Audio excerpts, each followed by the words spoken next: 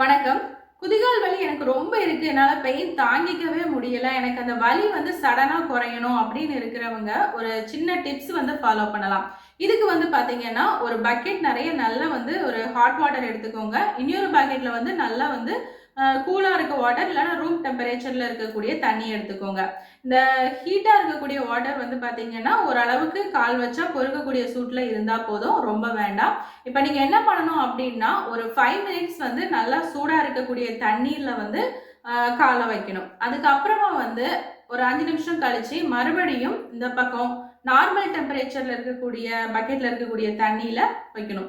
இப்படி மாறி மாறி ஒரு 1/2 மணி நேரம் நீங்க இப்படி வச்சுட்டு இருக்கும்போது, ஆட்டோமேட்டிக்கா உங்க கால்ல இருக்கக்கூடிய பெயின் நல்லா கம்மியாகும்.